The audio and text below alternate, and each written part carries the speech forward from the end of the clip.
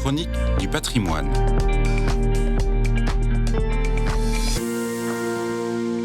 Les récentes fêtes pascales nous ont fait prendre conscience de l'importance du baptême dans le christianisme. Or, depuis les premiers temps de la paix de l'Église avec l'empereur Constantin, on possède des édifices spécifiquement dédiés à la célébration du baptême. Ce sont les baptistères. Ces baptistères, on en trouvait un dans chaque église cathédrale.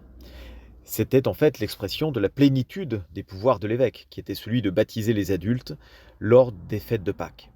Le plus ancien d'entre eux se trouve à Saint-Jean-de-Latran, à Rome. On y célèbre encore parfois ordinairement des baptêmes. Pourquoi un édifice séparé ? Parce que les non-baptisés n'avaient pas le droit d'assister à la messe, et seuls les catéchumènes avaient le droit d'assister à la liturgie de la parole. Ils étaient ensuite invités à quitter l'église pour la célébration eucharistique. Le baptistère, avec son plan centré, souvent circulaire ou octogonal, rappelle également l'ambiguïté de la cérémonie. Ce plan, c'est celui des édifices également dédiés aux saints martyrs. Le baptême, c'est le passage d'une mort vers une renaissance. C'est ça que l'eau symbolise. Et cette symbolique, on la trouvait dans l'architecture et dans le décor de tous les baptistères paléochrétiens. Quand on va aujourd'hui à Ravenne, on constate que dans le baptistère de la cathédrale, on a l'évocation non seulement du baptême du Christ, mais aussi de la filiation apostolique, du rôle de l'évangile, tout ça pour mettre en scène la figure de l'évêque.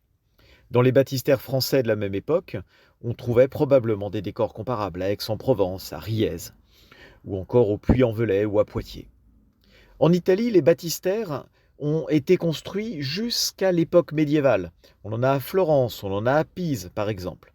En France, cependant, l'usage a consisté plutôt à incorporer le baptistère à l'église principale, et on trouve généralement des chapelles avec des fonts baptismaux situés en entrant à gauche, au nord de l'église, le nord symbolisant les terres à évangéliser.